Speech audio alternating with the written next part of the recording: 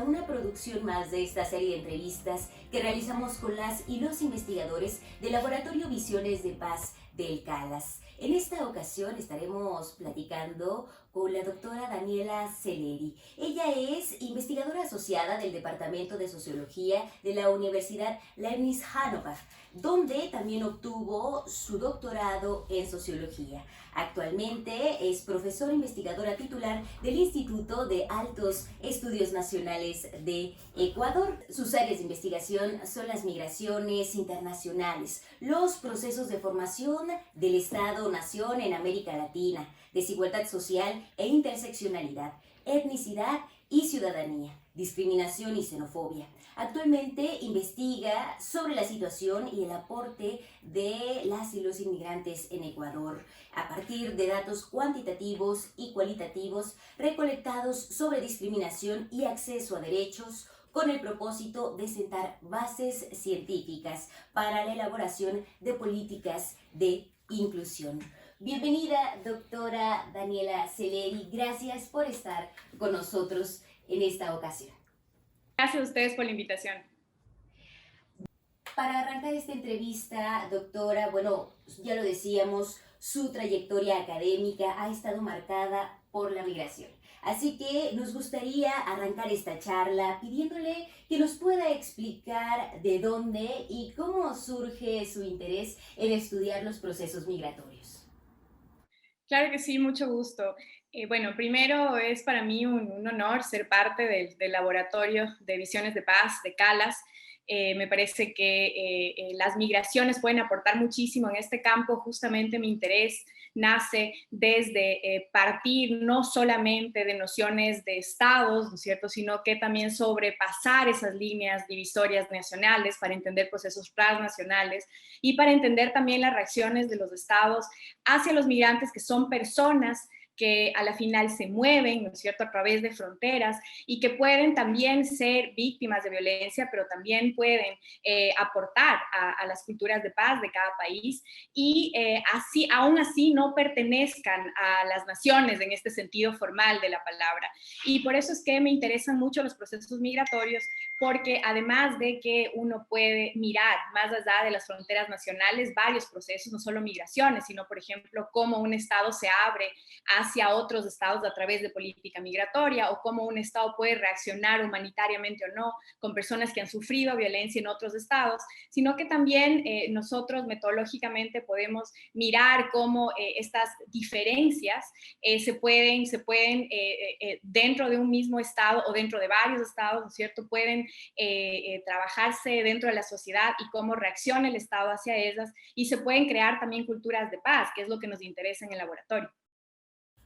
Totalmente, doctora. Bueno, usted lo señalaba, ¿no? Los flujos migratorios ocurren tanto de un país a otro como en el interior de este, ¿no? Y lo que hemos escuchado, lo que sabemos por los testimonios de quienes salen de sus países huyendo, de quienes salen de sus comunidades de origen, pues ocurren por necesidades económicas, pero también ocurren de manera forzada, ¿no?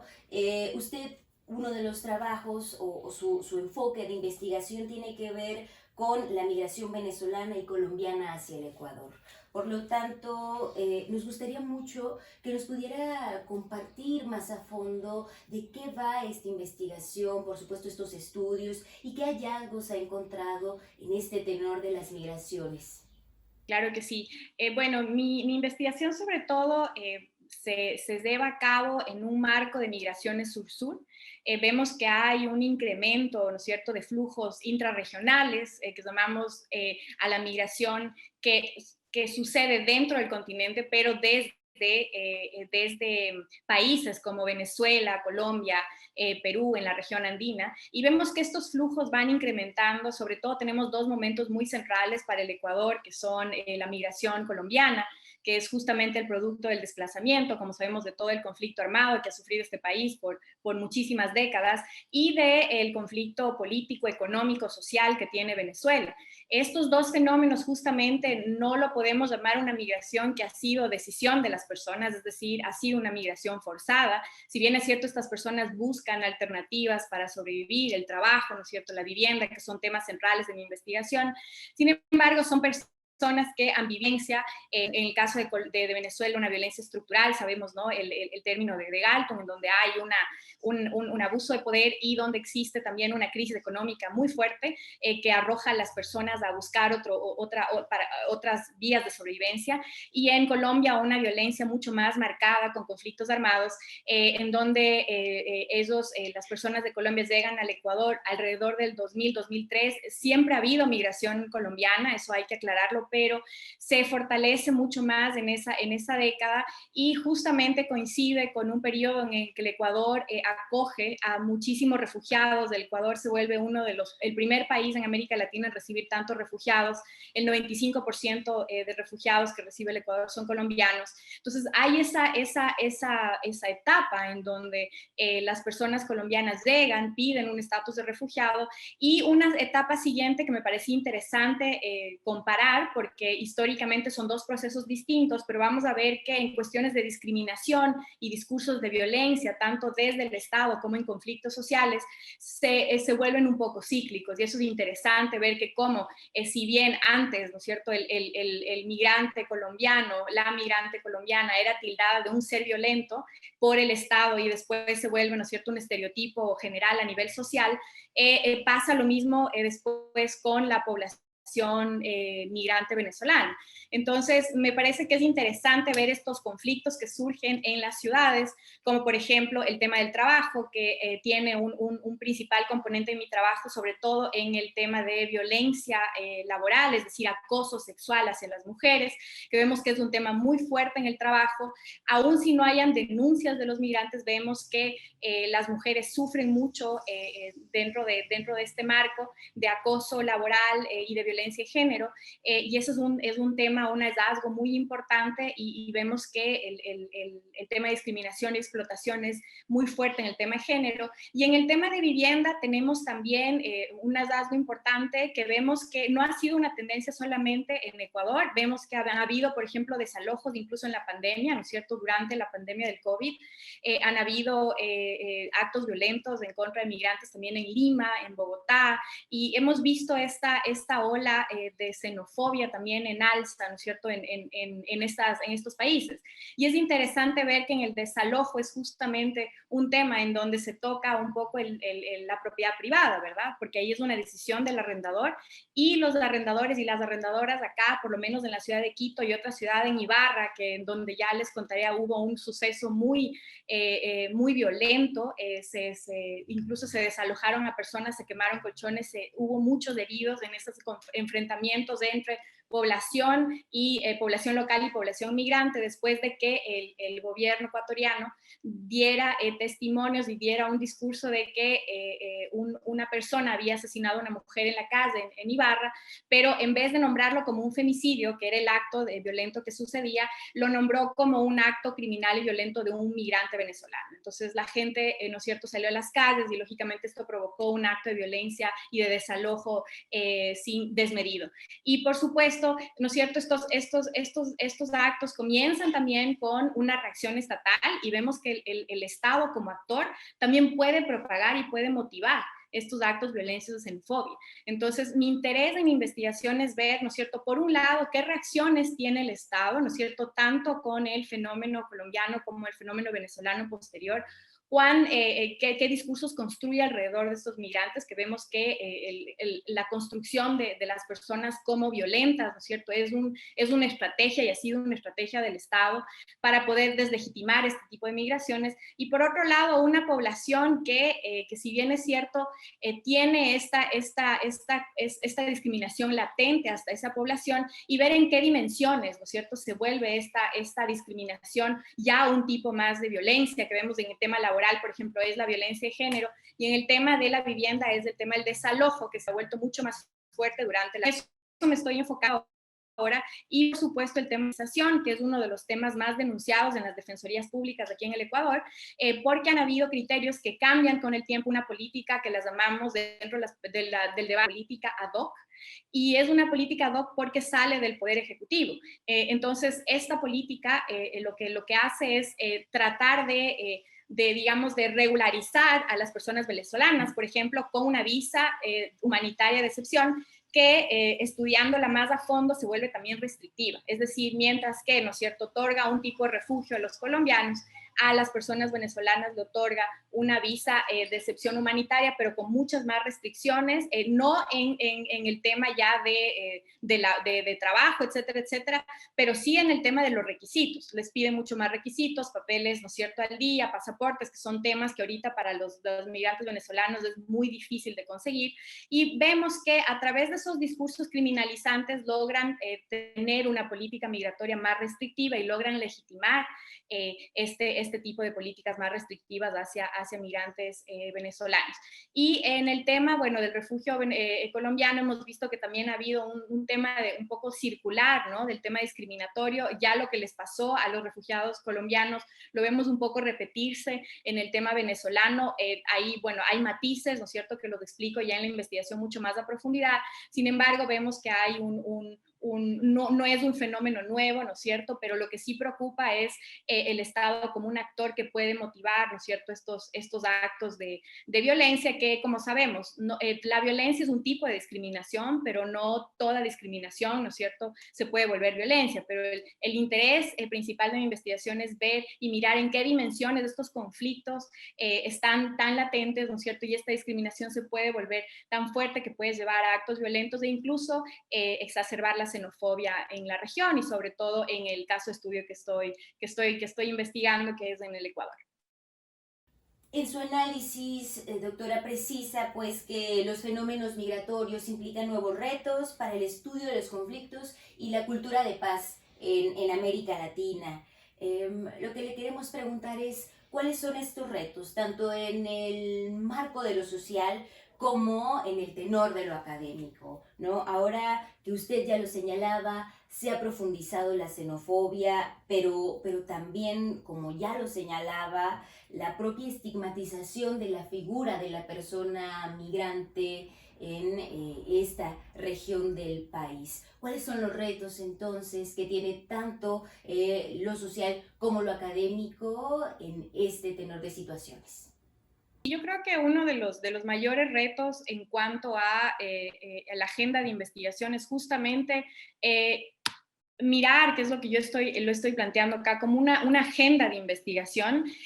para este fenómeno que lógicamente se está dando a nivel regional, pero tampoco es nuevo y que podemos tener también una visión histórica sobre estos fenómenos, una visión más crítica que caracteriza también nuestro laboratorio de paz en Calas. Y sobre todo creo que el nuevo reto es pensar ya en políticas de inclusión. Creo que la agenda de investigación tiene que ir hacia allá, tiene que localizar dónde están los focos de conflictos, ¿no es cierto? Que es lo que estoy también,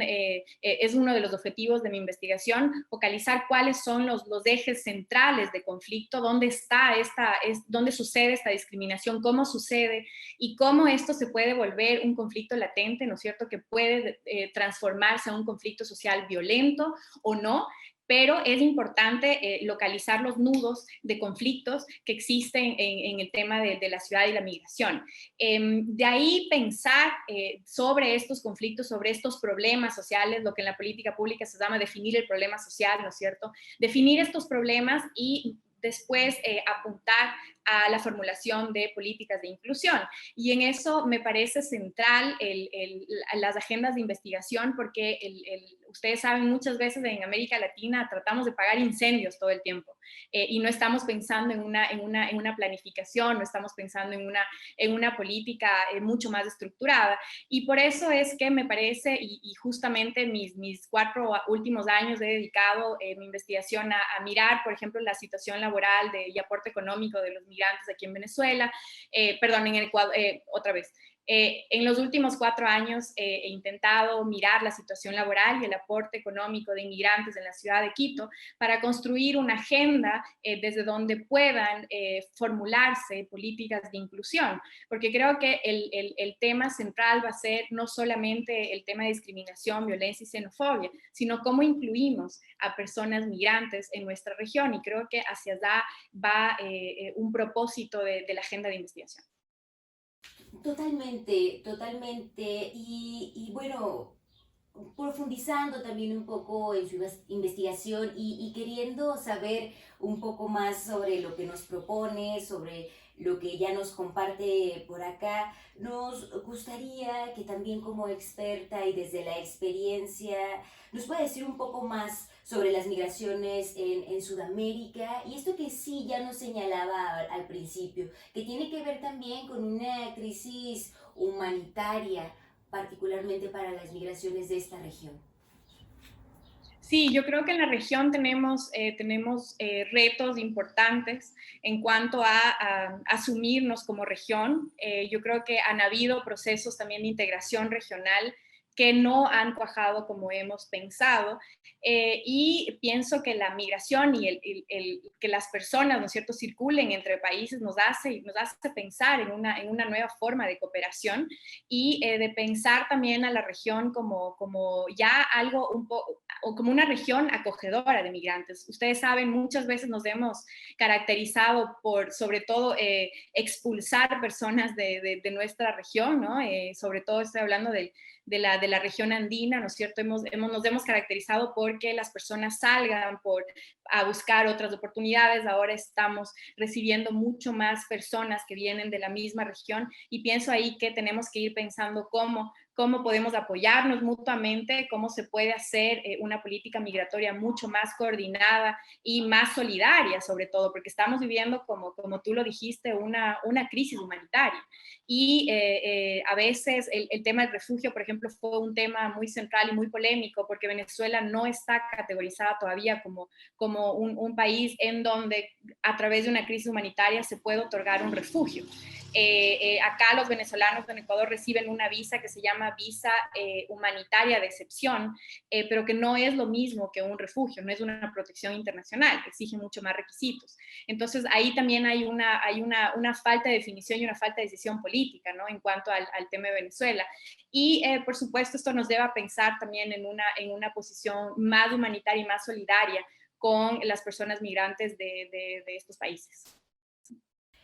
Claro, frente a estas realidades que hay que decirlo son adversas para vivir una vida de por sí ya llena de vulnerabilidades, algo que nos parece muy importante destacar, doctora Celeri, es precisamente los aportes que hace la comunidad migrante en estos lugares donde llega a establecerse o donde busca establecerse. Y uno de los enfoques, ya lo señalaba también hace un momento, de su investigación tiene que ver con eso. Nos gustaría que nos hablara justo de estas labores de incidencia que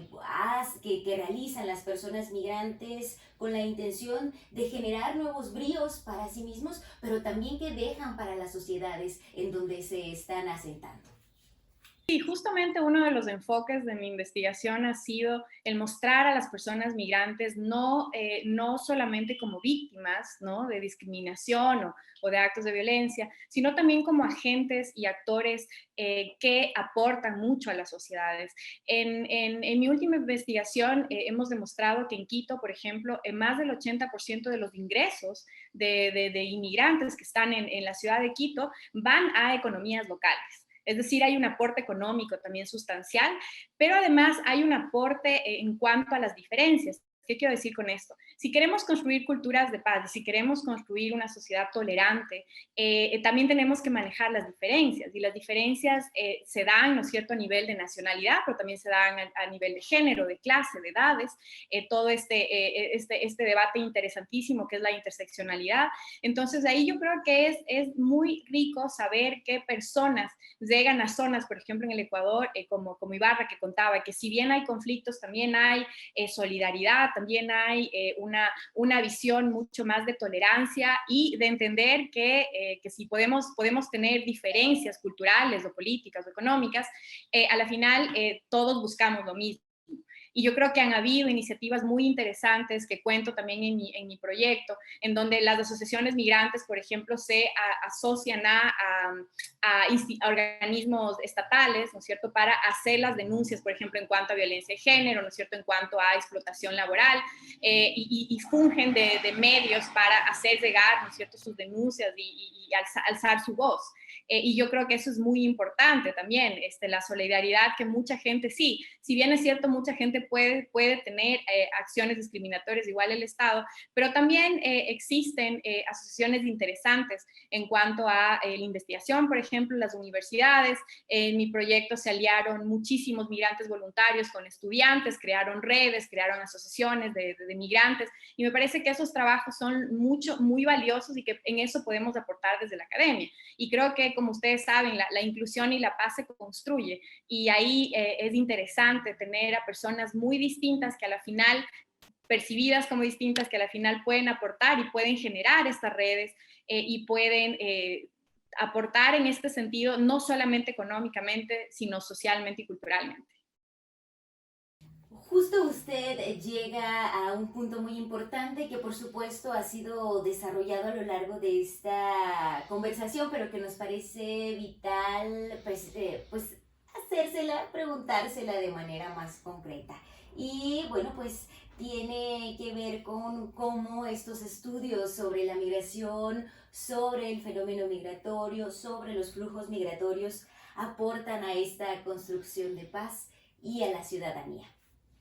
Considero que pensar en la inclusión aporta muchísimo porque justamente tenemos estados, naciones excluyentes, y tenemos muchos procesos y mecanismos sociales excluyentes. Pensar en la inclusión me parece que es un aporte interesante en la construcción de la paz, porque sabemos que la discriminación puede llevar a conflictos sociales, y los conflictos sociales puede llevar a la violencia. Y me parece que, al contrario, el pensar en la inclusión y el pensar en trabajar juntos al incluir a migrantes en nuestros países, nos puede llevar a construir una sociedad de paz y, sobre todo, a entender nuevas formas de vida, a entender las estrategias de estas personas de igual forma, y también ir entendiendo cuál puede ser una reacción más favorable del Estado para que contribuyan a esta construcción también de sociedades que puedan, ¿no es cierto?, incluir a las personas. Lógicamente, los mecanismos de construcción del Estado-Nación se basan en proyectos excluyentes, y esa es nuestra labor, me parece, desde la academia y desde las asociaciones, desde la sociedad civil. Me parece que tenemos que comenzar a construir ese tipo de sociedades, y en donde la inclusión sea uno de los objetivos centrales. Por supuesto, doctora. Y bueno, muy cercanas al cierre de este espacio de conversación, quisiéramos reiterar que, bueno, pues estos micrófonos, estas cámaras son suyas, y nos gustaría que nos invitara a conocer un poco más de su investigación, de sus estudios, de sus trabajos, de los artículos, conferencias, etcétera, que tenga, para que justo quienes están teniendo acceso a esta entrevista puedan conocer dónde encontrarle y cómo referirla. La investigación que les había nombrado desde el 2017 se llama Situación laboral y aporte económico de inmigrantes en la ciudad de Quito. Ustedes pueden encontrar los papers publicados en las páginas web poniendo simplemente mi apellido y el nombre de la investigación, Situación laboral, Celery Situación laboral, y las encuentran. Hemos intentado hacer accesibles todas estas publicaciones para que justamente sirvan de insumos y de reflexión para hacer una política pública más planificada y basada en datos científicos. Además encuentran un documental que realizamos con esta investigación con más de 7 universidades de Quito, un equipo de 400 personas entre migrantes y estudiantes para lograr hacer más de 8.000 encuestas en la ciudad. Lo encuentran también en la web y lo encuentran también en la página de Calas. Y si necesitan más información pueden escribirme gustosamente a Celery, mi apellido, daniela@gmail.com, y les hago llegar la información que necesiten. Además estaremos publicando ya la nueva investigación con Calas, les daremos llegar y estará también en la página web de Calas. Y ustedes también pueden ver mis anteriores artículos, sobre todo he trabajado mucho sobre la migración juvenil indígena. Sacamos un nuevo libro también en México que se llama Desigualdad y Globalización, que también pueden encontrar el link en Ciesas de México con mi apellido, y pueden encontrar esos temas también disponibles. Y si tienen alguna pregunta, como les había dicho, encantada les puedo responder y podría mandarles la información que sea necesaria. Quisiera preguntarle, doctora, justo para cerrar este espacio de entrevista, respecto a su experiencia en el tema de las migraciones, ¿usted diría que justo su estudio, que justo voltearles a ver, incluso ver estos flujos migratorios, son un camino hacia la construcción de paz, ya sea de los países o de las regiones mismas, como lo hemos estado conversando? Esto es muy importante porque recordemos la migración forzadas, entre comillas, porque hay muchos debates, ¿no es cierto?, en cuanto al tema, siempre suceden en contextos violentos. Es decir, tanto en Venezuela, por ejemplo, el contexto es más de violencia estructural, es decir, que hay una falta de medios de vida, ¿no es cierto? La gente no puede sobrevivir y tiene que salir, como en casos más extremos de conflictos armados, que es el caso de Colombia. Entonces, son personas que han vivido contextos de violencia y tienen que buscar otras razones de sobrevivencia,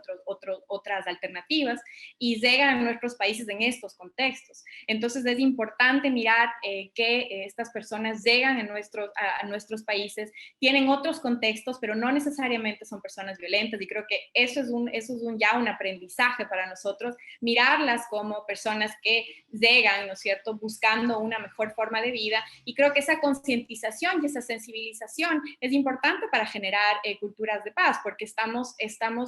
recibiendo personas, sí, que pueden ser a nuestra percepción distintas y con otros contextos de repente mucho más violentos que, por ejemplo, en el Ecuador, ¿no es cierto?, que el Ecuador no ha vivido ese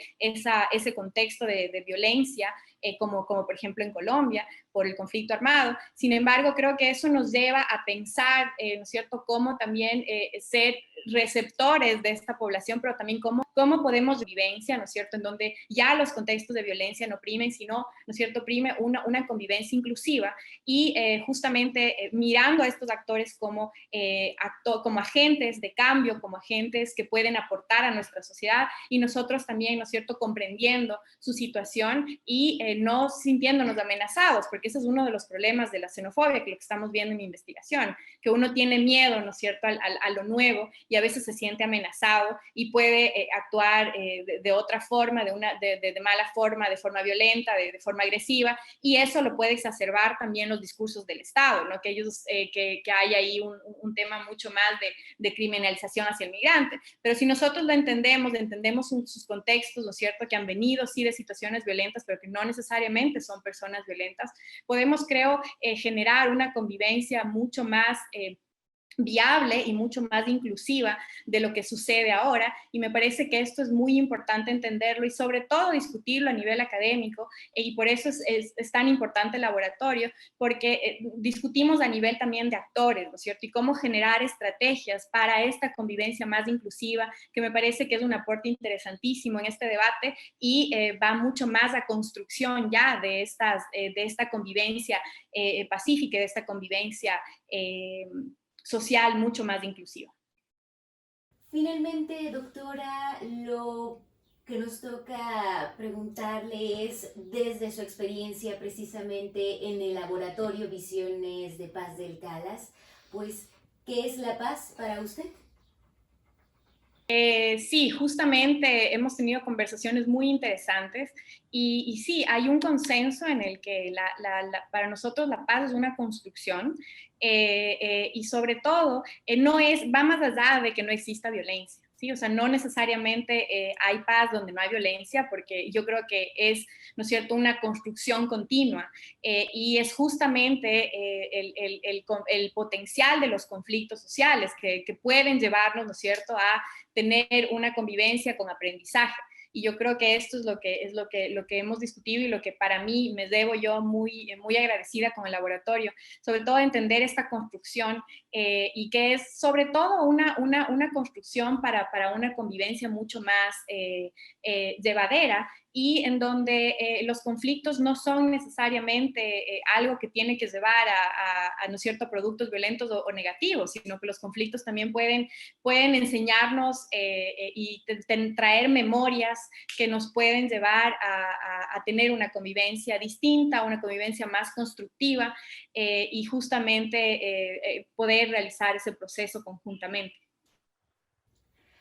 Platicamos con la doctora Daniela Sellery. Ella es integrante del Laboratorio Visiones de Paz, Transiciones entre la Violencia y la Paz en América Latina del CALAS. Agradecemos muchísimo, doctora, por este espacio, por esta oportunidad para conocerle y conocer, por supuesto, también sus trabajos. Muchas gracias. Muchas gracias.